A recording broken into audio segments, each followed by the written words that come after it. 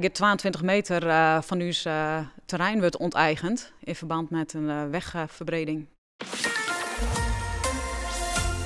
Een zwierendobber voor Gusso Koffie. Het bedrijf oprichtte door Boukje en Gerard uit Boetenpost had een fabriek in Ethiopië, maar er moet een nieuwe wei online worden die dwars over het terrein van de koffiefabriek en de verpakkingsfabriek rent. Een ambtenaar van de overheid kwam gewoon bij ons langs en die spoot mij een spuitbus min 22 op de poort.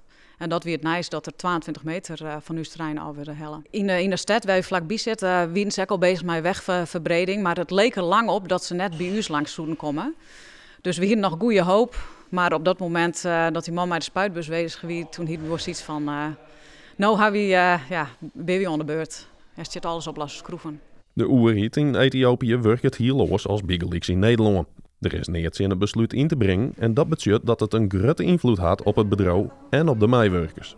Al met al ben we mijn team van 100 mensen, dus we creëren daar heel wat werkgelegenheid en dat is dus doel direct. Maar ja, nou zit alles even op lassen schroeven van hoe komt het nou? Het besluit had ook invloed op andere zaken, zoals de financiën. Normaal gesproken kunnen we natuurlijk met ons eigen bedrijf onze koffie bij een inkeepje. Maar omdat de groen onteigen is, hebben we geen onderpand meer waarop we kunnen lenen. Dus moet u nou extern in te regelen. Daarom is er een crowdfundingsactie opzet. Maar het geldt dat daarmee ophellen wordt, kunnen koffiebienen inkocht worden en kunnen fabrieken een nieuw plakkerij op het terrein. Ja, de verpakkingsfabriek zullen we een heel nieuw pand bouwen. En de huidige verpakkingsfabriek, dat zal het nieuwe onderkomt via Gusso worden. Maar goed, die moet nog wel verplaatst worden.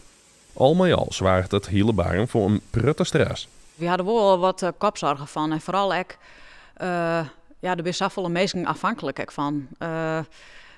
Er binnen 100 werknemers, maar binnen 100 gezinnen, 100 families die ervan leven. En daarna is het hele dorp om ons heen. Die krijgt stroom, water van u. Dus er zijn heel veel mensen afhankelijk van uw bedrijven.